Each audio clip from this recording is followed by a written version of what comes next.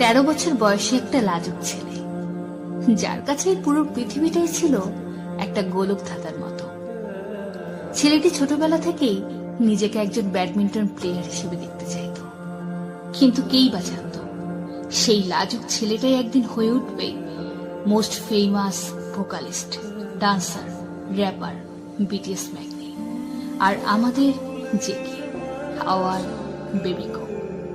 ছেলেটা টিভিতে একদিন জি ড্রাগনের পারফরমেন্স দেখল, আর নিজের ছোট ছোট চোখে কে পপ আইডল হয়ে ওঠার বড় বড় স্বপ্ন সাজাতে লাগলো।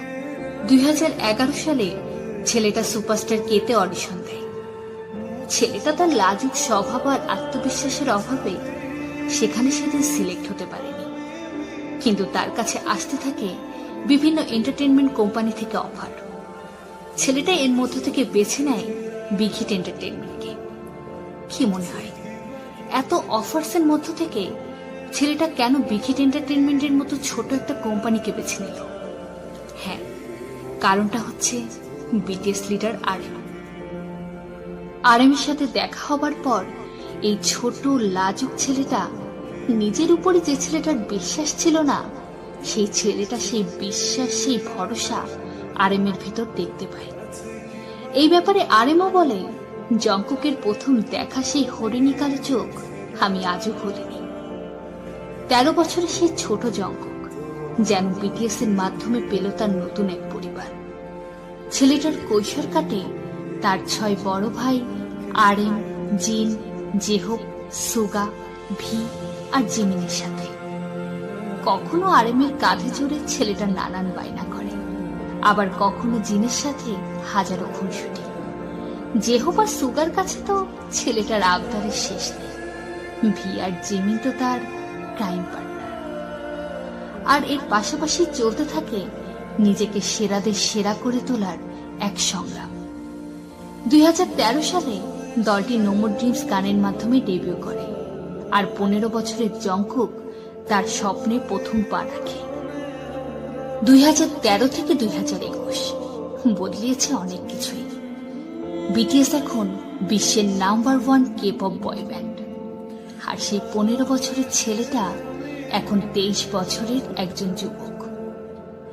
এখন সে আর সেই লাজুক ছোট ছেলেটি নেই, এখন সে একজন আত্মবিশ্বাসী most famous K pop idol and the 60th alive 2020.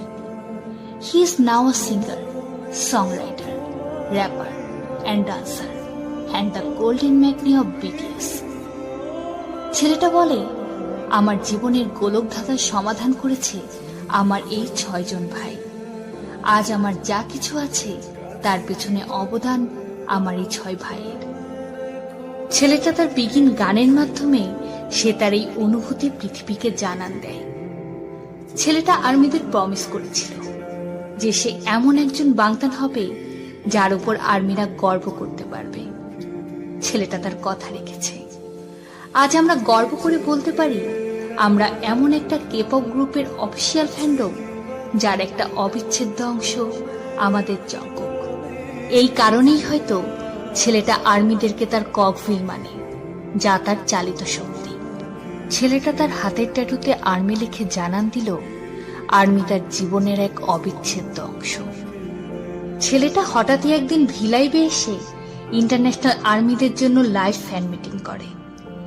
ছেলেটা যখন ইলেকট্রনিক ডিভাইসের পর্দার ওপাশ থেকে তার হাতে হাত রাখতে বলে হাত বাড়ায়, তখন যেন 1000 মাইলের দূরত্ব এক মুহূর্তেই মিটে যায়।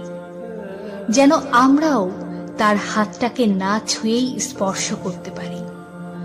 এই ছেলেটাই একবার কনসার্ট চলাকালীন হুইল চেয়ারে বসা এক আর্মির সাথে হাত মিলাতে স্টেজ থেকে নেমে তার কাছে গিয়েছিল। ছেলেটাকে একবার প্রশ্ন করা হলো, তুমি দিনে কতবার আর্মিদের সম্পর্কে ভাবো? ছেলেটার উত্তর ছিল, আ কাউন্টলেস টাইম।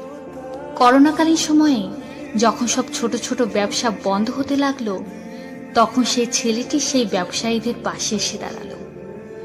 বড় বড় ব্র্যান্ডেড জিনিস ছেড়ে ব্যবহার করতে লাগলো সাধারণ দোকানের সাধারণ সব জিনিস। মুহূর্তে সোল্ড আউট হতে থাকলো সেসব জিনিস, যা এই করোনাকালীন সময়ে সেসব ব্যবসায়ীর জন্য ছিল এক আশীর্বাদ স্বরূপ। সত্যি ছেলেটাকে বিধাতা অনেক সুন্দর করে ভাবতে শিখিয়েছে, ভালোবাসতে শিখিয়েছে, আগলে রাখতে শিখিয়েছে।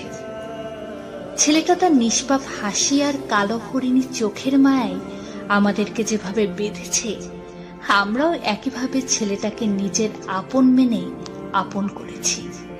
আর তাই ছেলেটার সুরে তাল মিলিয়ে আমরাও বলেছি, you are the cause of my euphoria.